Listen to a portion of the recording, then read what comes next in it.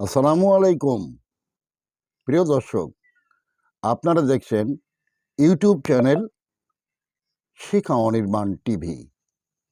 এখন গুরুত্বপূর্ণ বিষয় নিয়ে আমাদের সাথে যুক্ত হচ্ছেন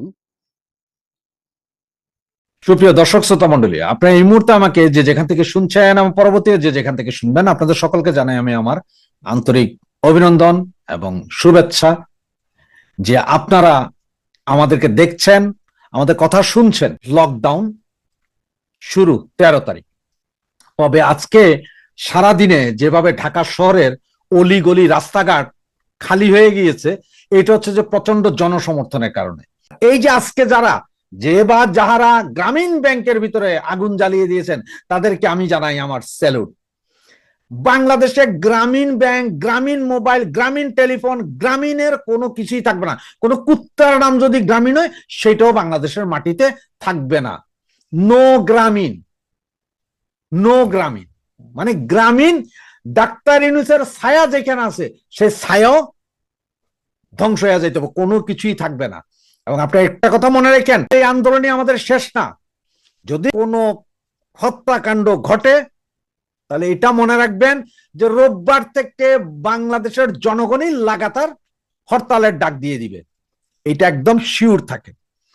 এবং দেখেন, আজকে থেকে অলরেডি ঢাকা সিটি খালি। ঢাকা সিটি খালি মানে কি জানেন? ঢাকা শহরের ম্যাক্সিমাম লোক বেড়ে চলে গেছে গ্রামে গঞ্জে। তার মানে হচ্ছে তারাও জানে যে আর কাজ হবে না, ইউনূস তার গদি আর রক্ষা করতে পারবে না। কালকে দুপুরবেলা উনি জাতির উদ্দেশ্যে ভাষণ দিবেন, আর সেই ভাষণ শোনার জন্য, আরে ভাই, তাইলে সেই ভাষণ শোনার জন্য তুই অফিস আদালত বন্ধ করে দে, নাহলে দুপুরবেলা তোমার ভাষণ কে শুনবে? কেউ তো শুনবে না। এমনও হতে পারে যে হারামজাদার হয়তো পালানোর একটা ধান্দা, সে হয়তো একটা ইমোশনাল ড্রামা করতে পারে। এইদিকে চোখ রাখেন। আমি আমার আওয়ামী পরিবারের যেসব ভাই বোন যারা কালকে নামবেন, সবাই ওয়েল প্রোটেকশন নিয়ে নামেন। তার মানে আমার একটা ভাইকেও যদি কেউ ধরে, বাকিরা পালাবো না, প্রয়োজনে মইরা যাব, এই অবস্থা করে নামেন। এটা মনে রাখেন, একের বোঝা যেটা একজন যেটা বোঝা মনে করে, 10 জনের জন্য সেটা বোঝা না। তার মানে আমরা যদি 10 জন, 15 জন, 20 জন যদি বুক ফুলে দাঁড়াইয়া যায় না, এইসব সন্ত্রাসী যারা ওই যে জামাত আর বিএনপি, একটাও সামনে আসবে না।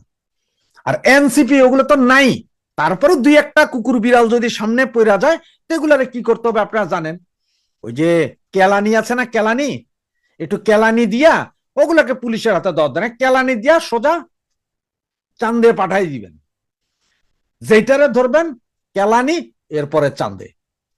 ওকে, যেইখানে যেইভাবে যেই অবস্থায় সফল করেন। এবং আমি প্রশাসনকে বলবো, আমরা আন্দোলন শান্তিপূর্ণ, বাধা দিতে আসবেন না। তবে বাধা দিলে বাঁচবে লড়াই, সেই লড়াইয়ে জিততে হবে। এটা হচ্ছে আমাদের মূল কথা। জয় বাংলা, জয় বঙ্গবন্ধু। আওয়ামী লীগের লকডাউন কর্মসূচি ঘিরে ঢাকা শহর জুড়ে টান টান উত্তেজনা। রাজধানীর সবখানে কড়া নিরাপত্তা, রাস্তায় রাস্তায় চেকপয়েন্ট, আবাসিক হোটেল সহ বিভিন্ন জায়গায় চলছে তল্লাশি। সবশেষ 13ই নভেম্বর সুপ্রিম কোর্ট এলাকায় নিরাপত্তার জন্য সেনাবাহিনী চেয়েছে আদালত। আবার বছর খানেক আগেই আওয়ামী লীগ চ্যাপ্টার ক্লোজড ঘোষণা দেওয়া সরকারের মিত্ররা আওয়ামী লীগ ঠেকানোর মহড়া দিচ্ছেন রাস্তায় রাস্তায়। সরকারের পক্ষ থেকে নগরবাসীকে দেয়া হচ্ছে আশ্বাস, তবে বিভিন্ন পদক্ষেপে দেখা যাচ্ছে দিশেহারার চিত্র। আইন শৃঙ্খলা রক্ষাকারী বাহিনীর হাজার হাজার সদস্য মোতায়েনের মাধ্যমে নেওয়া হয়েছে যুদ্ধ প্রস্তুতি, তবে এর মধ্যেও নগরে দেখা যাচ্ছে অস্থিরতা। লকডাউনের একদিন আগেই ঢাকার রাস্তা ছিল অনেকটাই ফাঁকা। আওয়ামী লীগের কর্মসূচির দিনে অনলাইনে ক্লাসের সিদ্ধান্ত নিয়েছে শহরের বহু স্কুল কলেজ। বেসরকারি বিভিন্ন ইউনিভার্সিটিও একই সিদ্ধান্ত নিলেও সরকারের চাপে সরে এসেছে কয়েকটি। অনেকে নিচ্ছেন কৌশলগত অবস্থান। প্রতিষ্ঠান খোলা রাখলেও বন্ধ থাকবে বিশ্ববিদ্যালয়ের বাস। রাজধানীর অনেক কর্পোরেট প্রতিষ্ঠানও ওয়ার্ক ফ্রম হোমের সিদ্ধান্ত নিয়েছে। লকডাউন ঠেকাতে সরকারের ব্যাপক চেষ্টার মধ্যেও নগরে দেখা যাচ্ছে কর্মসূচির প্রভাব। বৃহস্পতিবার বাস্তবে লকডাউন কর্মসূচি কতটা সফল হলো বা হলো না, সে প্রশ্নকে ছাপিয়ে ইতিমধ্যে সাবেক শাসক দল সরকারিভাবে নিষিদ্ধ হলেও নিজেদের অস্তিত্ব প্রমাণ করে দিতে পেরেছে, এমনটা মনে করছেন অনেকেই। প্রশাসন এতটাই চিন্তায় পড়েছে যে তারা মানুষকে আস্থা ভরসা জোগাতে পাল্টা প্রচারে নেমেছে। আন্তর্জাতিক অপরাধ ট্রাইব্যুনালে শেখ হাসিনার বিরুদ্ধে মানবতা বিরোধী অপরাধের একটি মামলার রায়ের তারিখ ঘোষণা হতে পারে 13 নভেম্বর। এই ঘোষণার দিনটিকে কেন্দ্র করে কার্যক্রম নিষিদ্ধ থাকা আওয়ামী লীগ ও এর সহযোগী সংগঠনগুলো 4 দিনের কর্মসূচি দিয়েছে। সবশেষ দিন মানে 13 নভেম্বর দলটি ঢাকা লকডাউন কর্মসূচির ঘোষণা দিয়েছে। অনলাইনে প্রায় 2 সপ্তাহ ধরে কর্মসূচির পক্ষে তারা ব্যাপক প্রচার চালাচ্ছে। কয়েকদিন ধরে ঢাকা সহ দেশের বিভিন্ন জেলায় বেড়েছে ঝটিকা মিছিল। এরই মধ্যে রাজধানীর বেশ কয়েকটি স্পটে গত কয়েকদিনে ককটেল বিস্ফোরণের ঘটনা ঘটে। আগুন দেওয়া হয় কয়েকটি বাসে। ময়মনসিংহে বাসে আগুনে প্রাণ হারান একজন। এসব ঘটনার জন্য সরকার এবং তাদের মিত্ররা আওয়ামী লীগকে দায়ী করেছে। তবে আওয়ামী লীগের দাবি সরকার ঘনিষ্ঠরাই করছে এসব নাশকতা।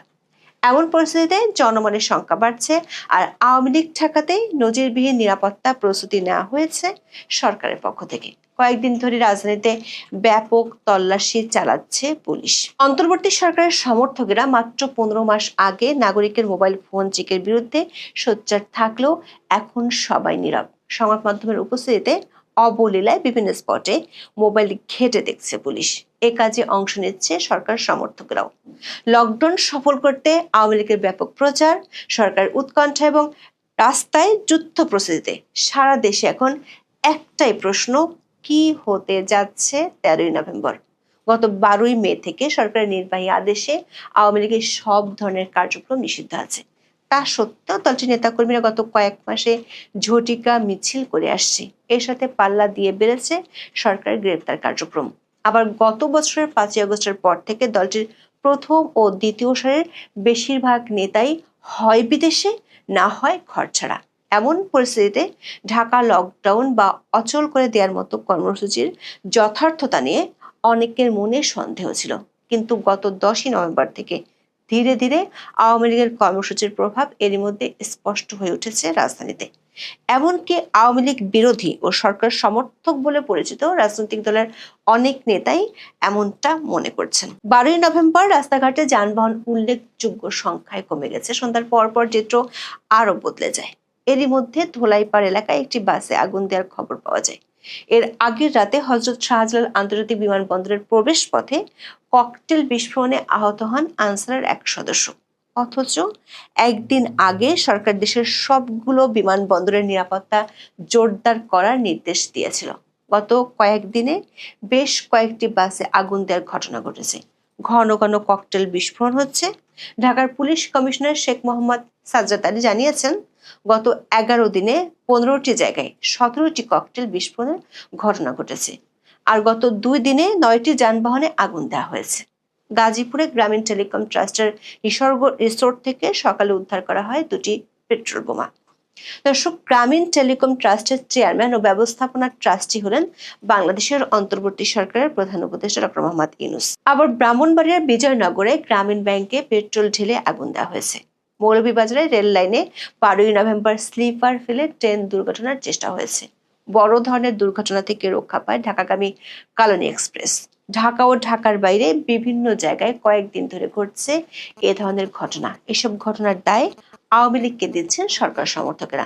অন্যদিকে আওয়ামী লীগের দাবি সরকার অনুসারীরাই পরিকল্পিত নাশকতা করছে। শুরুতে সরকার, বিশেষ করে স্বরাষ্ট্র মন্ত্রণালয়ের বক্তব্যে এই কর্মসূচিকে গুরুত্ব দিতে দেখা যায়নি। তবে গত 10 নভেম্বর থেকে বাংলাদেশের প্রতিটি জেলা উপজেলায় আওয়ামী লীগ যেভাবে মিটিং মিছিল সংগঠিতভাবে করেছে, তাতে প্রশাসন নড়ে চড়ে বসেছে। নির্বাচন নিয়ে প্রশিক্ষণ দিতে সেনাবাহিনীর অর্ধেক জওয়ানকে ব্যারাকে পাঠিয়ে দেওয়া হয়েছিল দিন 10 আগে। আওয়ামী লীগের কর্মসূচি মোকাবেলায় ব্যারাকে পাঠানো সেনাদেরকে ফের ময়দানে আনা হয়েছে। গত 4-5 দিন ধরে ঢাকা সহ বিভিন্ন জেলায় লাগাতার ধরপাকড় চলছে। সরকারের পক্ষ থেকে নিরাপত্তার আশ্বাস দেওয়া হচ্ছে। বারবার আওয়ামী লীগের নেতাকর্মীদের বিরুদ্ধে আরো জোরদার হয়েছে দমন অভিযান। এসব অভিযানে সাধারণ মানুষও আটক হচ্ছেন বলে অভিযোগ উঠছে। চট্টগ্রামে একজন জুলাই যোদ্ধার ফেসবুক পোস্টের ভিত্তিতে 12 নভেম্বর বিকেলে সাবেক শিক্ষামন্ত্রী মহিবুল হাসান চৌধুরী নফলের বাসায় তল্লাশি চালায় পুলিশ। আটক করা হয় 7 জনকে। সমকালের প্রতিবেদনে বলা হয়, আওয়ামী লীগের লকডাউন সফল করতে নওফেলের বাসায় ছাত্রলীগ, যুবলীগ নেতাকর্মীরা জড়ো হয়ে প্রস্তুতি নিচ্ছেন এমন দাবি করে ফেসবুকে পোস্ট দেন একজন জুলাই যোদ্ধা। পরে পুলিশ তল্লাশি চালায়, বাসায় নওফেলের পরিবারের কাউকেই পাওয়া যায়নি। তবে নওফেলের ছোট ভাইয়ের মালিকানাধীন একটি ক্যাফের 7 কর্মচারীকে আটক করা হয়। ক্যাফেটি গত বছরের 5ই আগস্টের পর বন্ধ হয়ে যায়। এরপর থেকে কর্মচারীরা নওফেলের বাসায় খাবার তৈরি করে ফুডপান্ডার মাধ্যমে বিক্রি করতেন। সরকার এমন কড়াকড়িতে আওয়ামী লীগের কর্মসূচির দিনটির আগেই প্রভাব স্পষ্ট হতে শুরু করেছে। ঢাকার রাস্তাঘাটে 12ই নভেম্বর ছিল অনেকটাই ফাঁকা। সন্ধ্যার পর আরো শুনশান হতে শুরু করে বিভিন্ন এলাকা। আবার এমন কিছু ঘটনা ঘটেছে যেসব স্থানে, যে জায়গাগুলোয় সরকার সমর্থকদের পুরোপুরি দখলে, যেমন ঢাকা বিশ্ববিদ্যালয়ের 5টি স্থাপনার মূল ফটকে গভীর রাতে ঝুলানো হয় তালা। সেগুলোর উপর লেখা ছিল লকডাউন বিএসএল।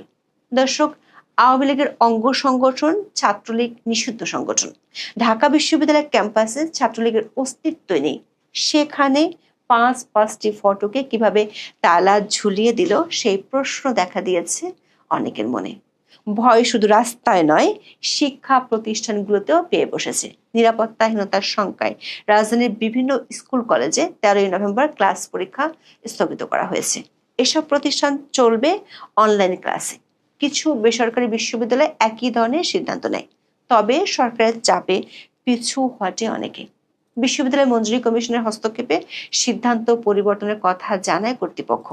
তবে বন্ধ রাখা হবে নিজস্ব পরিবহন ব্যবস্থা। শান্তা মারিয়াম ইউনিভার্সিটি 11ই নভেম্বর শিক্ষার্থীদের নোটিশ দিয়ে ক্লাস পরীক্ষা বন্ধের সিদ্ধান্ত জানায়। ইস্ট ওয়েস্ট ইউনিভার্সিটিও নিয়েছিল একই সিদ্ধান্ত, কিন্তু সরকারের চাপে তারা পিছিয়ে এসেছে।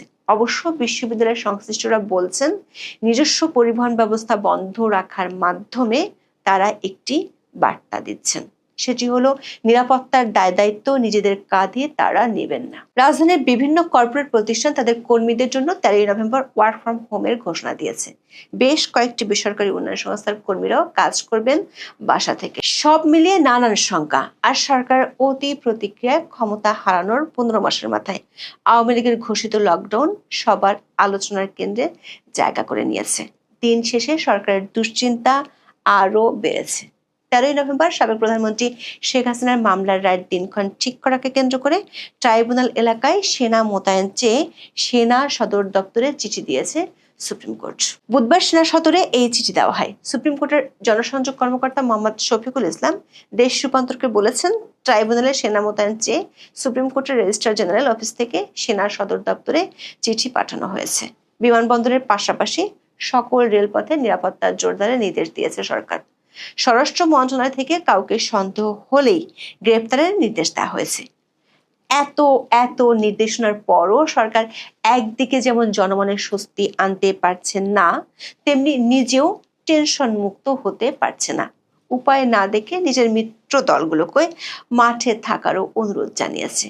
একদিন আগে স্বরাষ্ট্র উপদেষ্টার সভাপতিত্বে আইন শৃঙ্খলা সংক্রান্ত উপদেষ্টা পরিষদ কমিটির বৈঠক হয়। সেখান থেকে আওয়ামী লীগকে প্রতিরোধ করতে বিএনপি, জামাত, এনসিপিকে মাঠে থাকার অনুরোধ জানানো হয়েছিল। কাউকে সন্দেহ হলে পুলিশের হাতে তুলে দেওয়ার আহ্বানও জানানো হয়। সরকারের ডাকে সাড়া দিয়ে মাঠে মহড়া দিতে শুরু করেছে মিত্ররা। কিংস পার্টি এনসিপির পক্ষ থেকে 12ই নভেম্বর সন্ধ্যায় বাংলা মোটর শাহবাগ এলাকায় মিছিল করা হয়। অন্যদিকে জামাত, ইসলামী আন্দোলন সহ 8টি ইসলামী দল 13ই নভেম্বর রাজপথে থাকার ঘোষণা দিয়েছে। তবে বিএনপির পক্ষ থেকে এখনো তেমন কোনো ঘোষণা আসেনি। দর্শক, প্রশ্ন হলো, যে দলটির কার্যক্রম নিষিদ্ধ, সরকার একাধিক ব্যক্তি এরই মধ্যে একাধিকবার যে দলটির অস্তিত্ব নেই বলে ঘোষণা দিয়েছেন, সেই দলটির অনলাইনে ঘোষণা করা কার্যক্রমে সরকার এমন অস্বস্তি আর উদ্বেগের মধ্যে পড়ে গেল কেন? গত নভেম্বর থেকে শেখ হাসিনা দিল্লি থেকে অনলাইনে দলীয় নেতাকর্মীদের উদ্দেশ্যে অডিও বার্তা দিতেন। তখন থেকে অধ্যাপক ইউনূস বিষয়টি নিয়ে আপত্তি জানিয়ে আসছেন। এমনকি ব্যাংককে ভারতের প্রধানমন্ত্রী নরেন্দ্র মোদীর সাথে বৈঠকে বিষয়টি অধ্যাপক ইউনূস তুলেছিলেন। গত কিছুদিন ধরে শেখ হাসিনার ইমেলে দেওয়া সাক্ষাৎকার পশ্চিমা ও ভারতীয় বেশ কিছু গণমাধ্যমে প্রকাশ হয়েছে। বিষয়টি নিয়ে সরকারের মধ্যে অস্বস্তি আরও বেড়েছে। বাংলাদেশের সরকারি সংবাদ সংস্থা বাসস জানিয়েছে, সাবেক প্রধানমন্ত্রী শেখ হাসিনার এভাবে সাক্ষাৎকার দেওয়ার বিষয়টি নিয়ে বাংলাদেশের পররাষ্ট্র মন্ত্রণালয় আপত্তি জানিয়েছে। বুধবার ঢাকায় ভারতীয় উপ হাই কমিশনার পবন ভাদেকে পররাষ্ট্র মন্ত্রণালয় তলব করে বাংলাদেশের পক্ষ থেকে দক্ষিণ এশিয়া অনুবিভাগের মহাপরিচালক এই বার্তা দেন। ফলে বোঝাই যাচ্ছে শেখ হাসিনা ও আওয়ামী লীগের কর্মকাণ্ড নিয়ে সরকার অস্বস্তি দিনকে দিন বাড়ছে। সরকারের সেই অস্বস্তি আরো বাড়াচ্ছে আন্তর্জাতিক মিত্ররা। এরই মধ্যে বেশ কিছু আন্তর্জাতিক সংগঠন আওয়ামী লীগের উপর নিষেধাজ্ঞা তুলে নেওয়ার জন্য সরকার উদ্দেশ্যে খোলা চিঠি দিয়েছে। ব্রিটিশ সাংসদরাও চিঠি দিয়েছেন। সবশেষ লন্ডনের হাউস অব কমন্সের সদস্য বব ব্ল্যাকম্যান 11 নভেম্বর সকল দলকে নিয়ে অন্তর্ভুক্তিমূলক নির্বাচন চেয়ে বিবৃতি দিয়েছেন। এমন পরিস্থিতি সত্ত্বেও সরকারের মিত্ররা গত 15 মাসে আওয়ামী লীগকে অসংখ্যবার বিলুপ্ত ঘোষণা করেছে। কিংস পার্টির নেতাদের মুখ থেকে বারবার শোনা গেছে আওয়ামী লীগের চ্যাপ্টার ক্লোজ করার ঘোষণা। কিন্তু গত কয়েকদিনে সরকারের কর্মকাণ্ড দেখে মনে হচ্ছে আওয়ামী লীগের ঘোষণা করা কর্মসূচিকে কেন্দ্র করে আতঙ্ক ঘিরে ধরেছে সরকারকে। ঢাকায় আইন শৃঙ্খলা বাহিনীর হাজার হাজার সদস্য দিনরাত একাকার করে দায়িত্ব পালন করছেন। প্রথম আলোর প্রতিবেদনে বলা হয়, লকডাউন কর্মসূচি ঠেকাতে আরো কঠোর হবে সরকার। ওয়াকিবহুল মহল মনে করছে সাধারণ মানুষের মধ্যে এখন প্রশ্ন দেখা দিয়েছে, আওয়ামী লীগ তাদের গ্রহণযোগ্যতা কি পুনরুদ্ধার করে ফেলেছে? না হলে গত 16 মাসে দলটির প্রায় 50,000 নেতা কর্মীকে গ্রেপ্তার করা হয়েছে। প্রথম ও দ্বিতীয় সারির বহু নেতা ঘর ছাড়া। এমন পরিস্থিতিতে পড়া একটি দলের অনলাইনে ঘোষণা করা কর্মকাণ্ড নিয়ে সরকার এতটা ব্যতিব্যস্ত হয়ে উঠছে কেন? রাস্তায় পুলিশের কড়াকড়িতে মানুষের মধ্যে ভয় আরো বাড়ছে। অনেকে প্রশ্ন রাখছেন, সরকার ভয়েই কি প্রমাণ করে যে আওয়ামী লীগের কর্মসূচির অনেকটাই সফল হয়ে গেছে? অনেকে বলছেন আওয়ামী লীগ চায় মানুষ যাতে বাইরে বের না হয়, ঘরে থাকে। এখন সরকার যদি এতটা কড়াকড়ি আরোপ করে তাহলে মানুষের মনের মধ্যে তো সেই ভয় চলেই আসছে। 13 নভেম্বর ঢাকা লকডাউনের কর্মসূচি নিয়ে সাধারণ মানুষের মধ্যেও আলোচনা এবং উৎকণ্ঠা দুই আছে। প্রশ্ন হলো, মানুষের মধ্যে এই ভয় কি 13 নভেম্বর শেষ হবে নাকি এর রেশ? আপনারা জানেন বাংলাদেশে যে টালমাটাল অবস্থা যাচ্ছে, এর ভিতরেই আওয়ামী লীগের লকডাউনের ডাক। আওয়ামী লীগ যখন লকডাউনের ডাক দেয় তখন আওয়ামী লীগের উপরে নিষেধাজ্ঞা। আপনারা জানেন বাংলাদেশের সব রাজনৈতিক দল কর্মকাণ্ড করতে পারবে, কিন্তু বাংলাদেশ আওয়ামী লীগকে কোনো কর্মকাণ্ডে অংশগ্রহণ করার সুযোগ দিচ্ছে না। কারণ আমাদের ছেলেরা কর্মকাণ্ড করলেই সেটাকে ক্রিমিনাল অ্যাক্ট হিসেবে বিচার করা হচ্ছে। সেই রকম একটি কঠিন সময়ে বাংলাদেশ আওয়ামী লীগ ডাক দিয়েছে লকডাউনের। আপনারা জানেন আমাদের অনেক নেতাকর্মী দেশান্তরিত, আমাদের অসংখ্য নেতাকর্মীকে হত্যা করা হয়েছে, গুম করা হয়েছে। লক্ষ লক্ষ নেতাকর্মী সারা দেশে জেলখানায় বসে বসে কাঁদছে। ঠিক সেই রকম অবস্থায় আমাদের এই লকডাউনকে সামনে রেখে বাংলাদেশে যে সাজ রব অবস্থা, এটাতে অলরেডি আমাদের সফলতা এসে গেছে। আপনারা দেখেছেন সরকার বলছে 1.5 লক্ষ পুলিশ নামাবে, 1,30,000 আর্মি নামাবে, 2 লক্ষ বিডিআর আনসার নামাবে। কিসের জন্য? যুদ্ধ করার জন্য। কাদের সাথে যুদ্ধ? আওয়ামী লীগের সাথে যুদ্ধ। আওয়ামী লীগ প্রস্তুত হচ্ছে। আপনারা চিন্তা করার কোনো কারণ নেই। আমরা এটা একটা ঝাঁকি মারলাম, এই ঝাঁকিতে সরকারের পায়ের নিচের মাটি কেঁপে উঠেছে। সরকার বুঝতে পেরেছে এই দেশ, এই মাটি এবং এই মানুষ, এই সমাজ, এই রাষ্ট্র আওয়ামী লীগ অবিচ্ছেদ্যভাবে অঙ্গাঙ্গিভাবে জড়িত। এই দলকে কোনোভাবেই এই রাষ্ট্র থেকে মাইনাস করা সম্ভব না। আপনারা জানেন ডক্টর ইউনূস ক্ষমতায় আসার পর থেকে এই মৌলবাদী জঙ্গিবাদী গোষ্ঠী প্রতিনিয়ত বাংলাদেশকে জঙ্গিবাদের ক্ষেত্রে পরিণত করেছে। সাম্প্রতিক আপনারা জানেন 2টি হত্যাকাণ্ড হয়েছে, বিয়োগাত্মক ঘটনা। একটি ইসলামাবাদে, একটি ভারতের রাজধানী দিল্লিতে লালকেল্লার কাছে। সেখানে 9 জন মানুষ ইনস্ট্যান্ট মারা যায়। আমরা শুনেছি ইসলামাবাদেও 12 জন মানুষ মারা গিয়েছে। ইসলামাবাদে যে জঙ্গিরা হামলা করেছে তারা স্বীকার করেছে এই জঙ্গি হামলা তেহরিকে তালেবান নামে জঙ্গি গোষ্ঠী, তারা বিজ্ঞপ্তি দিয়ে স্বীকার করেছে যে আমরা পাকিস্তানের ইসলামাবাদে এই হামলাটি করেছি। কারণ তারা চায় একটি ইসলামী রাষ্ট্র, তালেবানের মতো রাষ্ট্র, যেই তালেবানকে পাকিস্তান জন্ম দিয়েছে। এই তালেবানের জন্ম হয়েছে পাকিস্তানের ভূমিতে, এই তালেবান বেড়ে উঠেছে পাকিস্তানে। এই তালেবানকে শিক্ষা এবং অস্ত্র, যুদ্ধ সবকিছু কিন্তু এই পাকিস্তানের নেতৃত্বে হয়েছে। সেই পাকিস্তান এখন তার পালা কুত্তায় তাকে খেয়ে ফেলতেছে। সুতরাং আপনি যদি অন্যায়কারী পালেন, আপনি যদি সন্ত্রাসী পালেন, চাঁদাবাজ পালেন, সেটা আপনাকে একদিন খেয়ে ফেলবে। অন্যদিকে ভারতে যে হামলা হয়েছে, সেখানে যাদেরকে এই পর্যন্ত গ্রেপ্তার করা হয়েছে তাদের সাথে বাংলাদেশি কানেকশনের আমরা খবর পেয়েছি। ভারতীয় সাংবাদিকেরা বলছেন বাংলাদেশে একজন ডাক্তার ডাকাতে পাশ করে গিয়ে এই ভারতে মৌলবাদী চড়াচ্ছে এবং আলটিমেটলি তিনিও ওই মাস্টার মাইন্ডদের একজন। তা এখন ব্যাপারটা বোঝেন, বাংলাদেশে 5 আগস্ট জঙ্গি হামলা হয়েছে।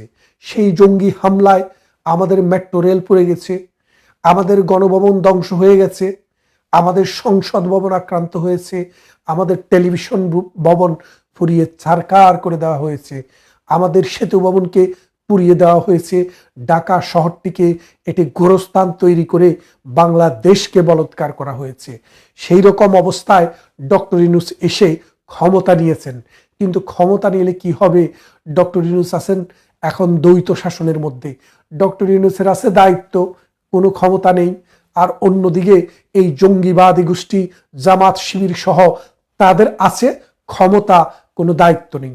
আপনারা জানেন ওই ব্রিটিশরা যখন ভারতকে দখল করে, একদিকে বাংলার ক্ষমতাহীন নবাব ঠুটু জগন্নাথ, তার ছিল অনেক দায়িত্ব কিন্তু কোনো ক্ষমতা এবং অর্থ ছিল না। অন্যদিকে ইংরেজ কোম্পানি লর্ড ক্লাইভের নেতৃত্বে তাদের ছিল সীমাহীন ক্ষমতা কিন্তু বিন্দু মাত্র দায়িত্ব ছিল না জাতির প্রতি। এই ক্ষমতাহীন দায়িত্ব আর দায়িত্বহীন ক্ষমতা, এই দুইটা মিলে বাংলায় মাৎসন্যায় এনেছিল দুর্ভিক্ষ। আপনারা জানেন সেই দুর্ভিক্ষে লক্ষ লক্ষ মানুষ মারা গিয়েছিল। এই বাংলাদেশে আজকের যে অবস্থা, ওই রবার্ট ক্লাইভের ক্ষমতাহীন দায়িত্ব আর দায়িত্বহীন ক্ষমতায় যে অবস্থা, দ্বৈত শাসন হয়েছিল, বাংলাদেশে আজ সেই দ্বৈত শাসন চলছে। জামাতে ইসলামী এবং তার মৌলবাদী গোষ্ঠী অন্যান্য দোসররা বিএনপিকে সাথে নিয়ে চেষ্টা করেছিল, কিন্তু যেই কোনোভাবেই হোক বিএনপি একটা পর্যায়ে গিয়ে বুঝতে পেরে জামাতের সাথ লগ ছেড়ে দিয়েছে। এখন জামাতের সাথে সমস্ত মৌলবাদী শক্তি, সমস্ত পীর শক্তি, সমস্ত এই বুজুর্গ শক্তি আইসা সব দেশটাকে তছনছ করে দিচ্ছে। এই জঙ্গিরা পাকিস্তান থেকে প্রতি মাসে মাসে সেনাবাহিনী নিয়ে আসছে। বর্তমানে আজকেও বাংলাদেশে পাকিস্তানের নৌবাহিনীর প্রধান। কেন রে ভাই? বাংলাদেশটাকে কেন তোদের দরকার? তোরা 71 সালে জুতা খেয়ে তোদের কি শিক্ষা হয়নি? এই 71 সালের এত বছর পর আবার বাংলাদেশে কেন? কারণ এই বাংলাদেশে মূলত আসছে মিলিশিয়া সৃষ্টি করবে, তারা ভারতকে অশান্ত করতে এই বাংলাদেশকে ব্যবহার করবে। যার কারণে এখন এই মৌলবাদী শক্তি প্রতিদিনে পাকিস্তান থেকে সেনাবাহিনী নিয়ে আসছে, মন্ত্রী নিয়ে এসছে, সচিব নিয়ে এসছে।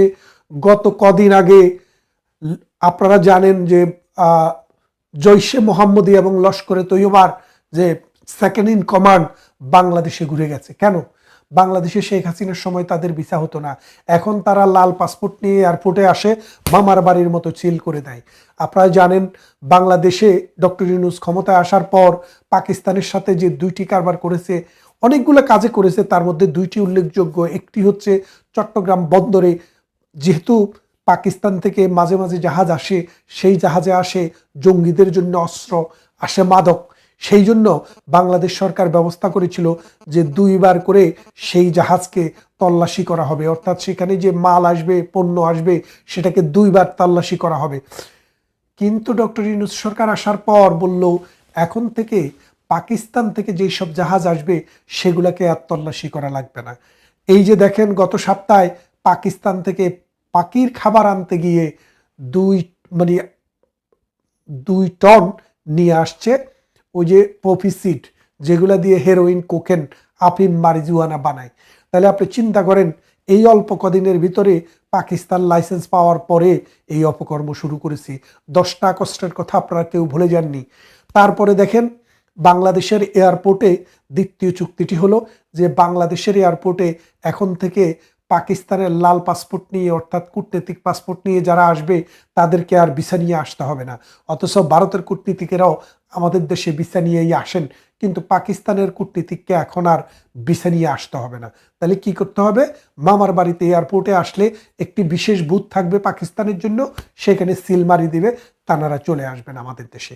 এই করে এখন লস্করে তৈয়বা, জৈশে মোহাম্মদী, এইরকম যেই সব সাম্প্রদায়িক শক্তি, মৌলবাদী শক্তি, আইএস টাইপের শক্তি আছে, তারা এখনো বাংলাদেশে অহরহ ঢুকছে, প্রতিদিন আসছে, প্রতিদিন যাচ্ছে।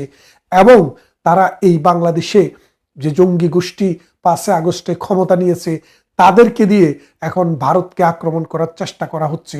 এবং ভারতে যেই হামলাটি হয়েছে, যেই সব ডাক্তারদেরকে ধরা হয়েছে, তাদের মধ্যে একজনকে শনাক্ত করা গেছে যে তিনি বাংলাদেশ থেকে, তিনি কিন্তু ভারতীয় নাগরিক, কাশ্মীরের মহিলা নাগরিক, কিন্তু তিনি বাংলাদেশে ডাক্তারি পড়ে গিয়েছেন।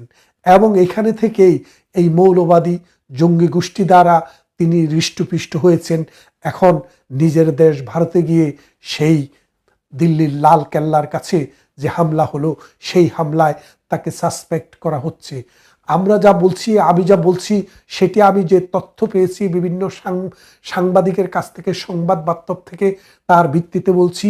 তবে আগামী 2-1 দিনের মধ্যে ভারত রাষ্ট্রীয়ভাবে তাদের অবস্থানটি ব্যক্ত করবে এবং সত্যিকার অর্থে কী ঘটেছে সেটা আপনারা ডিটেল জানবেন। এখন ভারতের কাজ কি? ভারত কি করবে? ভারত বঙ্গবন্ধু কন্যা শেখ হাসিনা যতদিন বাংলাদেশের সিংহাসন, বাংলাদেশের মন্ত্রিত্ব, বাংলাদেশের প্রধানমন্ত্রিত্ব এবং বাংলাদেশের দায়িত্বে ছিলেন, ততদিন পর্যন্ত ভারত কোনো অশান্তিতে থাকেনি। ভারতের সীমান্ত রক্ষিত ছিল। বাংলাদেশ থেকে কোনো সাম্প্রদায়িক শক্তিকে আমরা ভারতে যেতে দেইনি। ভারতকে ধ্বংস করতে, ভারতে উচ্ছৃঙ্খলতা অথবা বিশৃঙ্খলতা করার জন্য আমরা সেই সুযোগ দেইনি। কিন্তু শেষ পর্যন্ত ভারত কিন্তু প্রধানমন্ত্রী শেখ হাসিনার যে কর্মসূচি ছিল, সেই কর্মসূচিতে যেই কোনো কারণেই একটু ঢিলা দিয়েছিল, যার কারণে প্রধানমন্ত্রী শেখ হাসিনা ক্ষমতা হারিয়েছেন, তার মন্ত্রিত্ব গিয়েছে, তিনি ভারতে গিয়ে আশ্রয় নিয়েছেন। কিন্তু এখন কি হচ্ছে? এখন ভারতের 7টি স্টেটে এই জঙ্গিরা ভারতকে অশান্ত করার চেষ্টা করছে। ভারতের 10 বিলিয়ন সামরিক ব্যয় বেড়ে যাচ্ছে। কারণটা কি? প্রধানমন্ত্রী শেখ হাসিনা যখন ক্ষমতায় থাকে, ভারতের এই সীমান্ত তখন রক্ষিত থাকে, অন্তত বছরে 10 বিলিয়ন তাদের ব্যয় কম হয় ভারতীয় রুপিতে। আর এখন 10 বিলিয়ন ভারতীয় রুপি বেশি ব্যয় হবে, কেননা আমাদের সাথে one of the biggest border ভারতের, 7টি স্টেটের বর্ডার বাংলাদেশের সাথে। সুতরাং ভারতকেও ভাবতে হবে যে এই বাংলাদেশে যদি জঙ্গিবাদ সত্যিকার অর্থে জেকে বসে, তাহলে এর থেকে ভারতেরও নিষ্কৃতি নেই। তাই ভারতকেও আমরা বলবো, এই দেশে, এই সমাজে যেন এই জঙ্গিবাদ যেন জেকে বসতে না পারে, সেই জন্য বাংলাদেশ আওয়ামী লীগকে, বাংলাদেশকে এবং মুক্তিকামী, শান্তিকামী, অসাম্প্রদায়িক, প্রগতিশীল মানুষকে সহযোগিতা করতে হবে এবং আবার এই বাংলাদেশে অসাম্প্রদায়িক চেতনার, মুক্তিযুদ্ধের সপক্ষের একটি গণতান্ত্রিক সরকারকে ক্ষমতায় আসতে সহযোগিতা করতে হবে। তা না হলে এটা শুধু আওয়ামী লীগের জন্যই লস নয়, এটা ভারতের জন্য লস, যেমনটা আমি আমার বক্তৃতায় বললাম। আশা করি আপনাদেরকে আমি একটি মেসেজ দিতে সক্ষম হয়েছি যে বাংলাদেশটা এখন কিন্তু একটা জঙ্গিবাদের পুরীতে পরিণত হয়েছে।